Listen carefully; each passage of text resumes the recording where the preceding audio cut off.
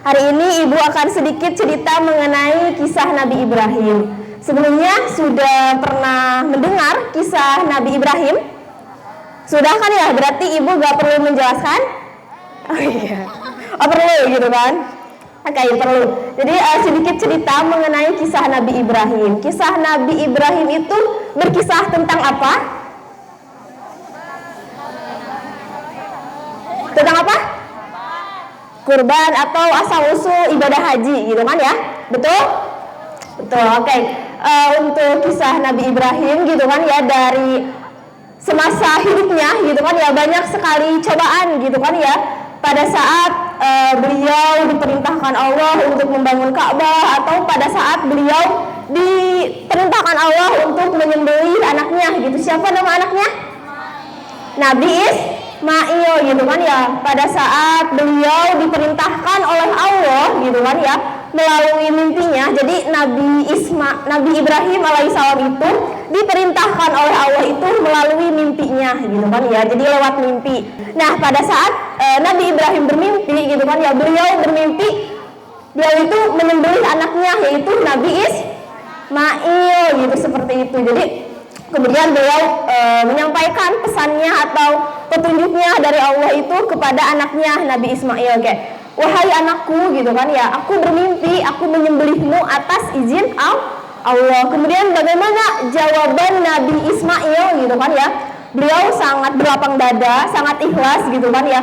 Wahai ayahku, saya terima gitu kan ya perintah Allah untuk disembelih gitu kan ya atas izin Allah. Jadi Nabi Ismail itu berlapang dada kalau misalkan beliau disembelih atas izin Allah. Saking taatnya gitu kan ya Nabi Ismail kepada Allah Subhanahu wa taala, beliau ridho gitu kan ya kalau beliau disembelih. Beda sama kita ya. Gitu kan ya.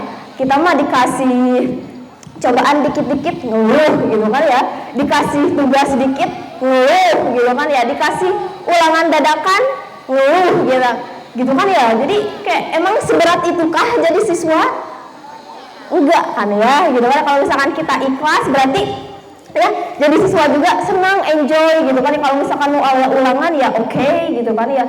Kalau mau ada kuis gitu oke. Dan karena kita sebagai siswa juga udah ikhlas, udah enjoy gitu kan ya. Beda kalau misalkan Nabi Ismail itu kan udah berlapang dada gitu kan ya. Kemudian pada saat Nabi Ibrahim mau menyembelih anaknya Nabi Ismail gitu kan ya, Nabi Ismail itu diikat gitu kan ya biar enggak gerak gitu kan ya. Kemudian diasah pedang Nabi Ibrahimnya gitu kan ya, diasah sampai tajam. Nah, pada saat mau menyembelih gitu kan ya, banyak sekali cobaan-cobaan gitu dari setan gitu kan ya. Jadi Nabi Ibrahim mau menyembelih si Nabi Ismail itu, si setan-setan itu ganggu gitu kan ya, ganggu Nabi Ibrahim mau menyembelih. Kemudian Nabi Ibrahim tuh melemparkan batu ke setan itu gitu kan ya. Peristiwa tersebut kalau di ibadah haji itu namanya apa?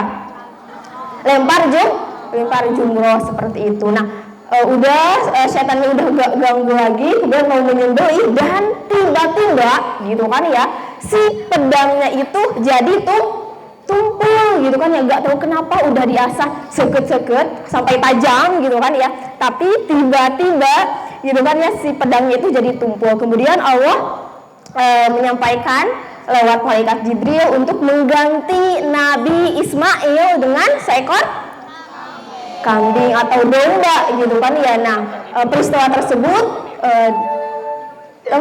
sama dengan berkurban. Jadi awal mula berkurban itu dari pengorbanan Nabi Ismail gitu kan ya, yang asalnya mau disembelih diganti sama domba. Jadi gak jadi lah gitu kan ya Nabi Ismail disembelih oleh ayahnya Nabi Ibrahim alaihissalam.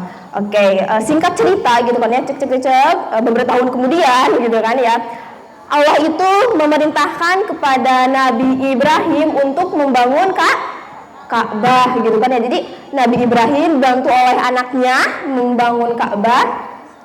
Kemudian pada saat sudah membangun Ka'bah, kemudian Allah turunkan surat Al-Hajj ayat 27 yang menyatakan bahwa serulah gitu kan ya kaum muslimin untuk beribadah haji gitu kan ya. Kemudian pas turunnya ayat tersebut, Nabi Ibrahim itu menjawab gitu, wahai Tuhanku, bagaimana gitu saya menyerukan ibadah haji sedangkan alam dunia itu besar gitu atau luas gitu kan, nggak sampai ke pelosok-pelosok daerah. Kemudian Allah Subhanahu wa taala menjawab gitu, serukanlah nanti saya bantu gitu kan ya. Dan ternyata pas Nabi Ibrahim menyuruhkan ibadah haji kepada umatnya gitu kan ya, semua umat di muka bumi di akhirat ini mendengar seruan Nabi Ibrahim. Oleh karena itu Nabi Ibrahim pas menyerukan ibadah haji, semua manusia atau umat muslim di seluruh muka bumi ini beribadah haji. Jadi itu asal mula ibadah haji pertama kali oleh Nabi Ibrahim. Kemudian penempatan Hajar Aswad dibantu oleh malaikat Jibril. Kemudian langkah-langkah atau rukun haji yang kita kenal saat ini juga itu dari malaikat Jibril yang disampaikan melalui Nabi Ibrahim gitu kan ya. Ada yang tahu rukun haji itu ada berapa? Apa aja coba?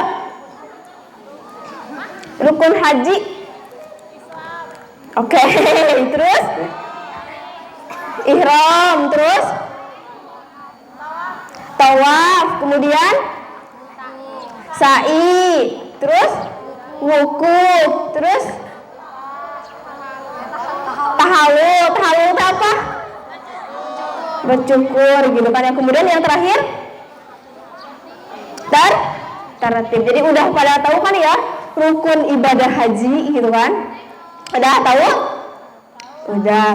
Oke, jadi dari kesimpulan untuk kisah Nabi Ibrahim itu, Nabi Ibrahim awal mula terjadinya ibadah haji. Jadi pertama kali itu oleh Nabi Ibrahim ibadah hajinya itu sekitar tahun 7 Hijriah atau berapa ya? 627 Masehi lah, sekitar seperti itu ya. Untuk ibadah haji pertama kali, dan sampai saat ini ibadah haji dilaksanakan. Pada bulan apa tuh ibadah haji dilaksanakan? Pada bulan Zulhijjah gitu kan ya. Jadi ibadah haji rutin dilakukan pada bulan Zulhijjah. Beda dengan umroh kan ya, kalau umroh mah bebas mau kapan aja gitu, tapi bedanya nggak ada wukuf di padang Arafah. Seperti itu untuk kisah Nabi Ibrahim. Jadi dari awal Nabi Ibrahim diperintahkan menyembelih Nabi Ismail sampai diperintahkan oleh Allah untuk membangun Ka'bah itu banyak sekali cobaannya gitu kan ya. Beliau harus berlapang dada, mengorbankan anaknya yang mau disembelih, kemudian mengorbankan waktu dan tenaganya untuk membangun Ka'bah seperti itu. Jadi kita bisa contoh dari Nabi Ibrahim dengan harus taat kepada Allah Subhanahu wa taala gitu kan ya. Meskipun perintahnya itu harus menyembelih anaknya, tapi beliau tetap taat gitu kan ya, atau tetap patuh gitu kan ya terhadap perintah Allah gitu kan. Kemudian apalagi yang bisa kita petik dari kisah Nabi Ibrahim? Apalagi sabar gitu kan ya. Kemudian pantang menyerah, selalu taat kepada Allah seperti itu. Jadi kita sebagai siswa juga gitu kan ya, jangan dikit-dikit ngeluh gitu kan ya. Kalau ada apa-apa ngeluh, kalau salah dikit ngeluh, terus kalau kangen orang tua ngeluh gitu kan ya. Kita harus berpegang teguh gitu. Kalau misalkan di sini kita belajar gitu kan ya, karena kan belajar juga untuk orang tua gitu kan ya. Jadi untuk membanggakan orang tua. Jadi kita sebagai siswa harus belajar dengan sungguh-sungguh. Seperti itu untuk kisah Nabi Ibrahim. Cukup ya? Oke, sedikit pantun penutup gitu kan. Jawab cakep ya. Ya. Oke, matahari pagi terasa hangat. Enaknya tuh kita berenang. Pesan hari ini harus diingat, masa lalu harus dikenang. Terima kasih. Wassalamualaikum warahmatullahi wabarakatuh.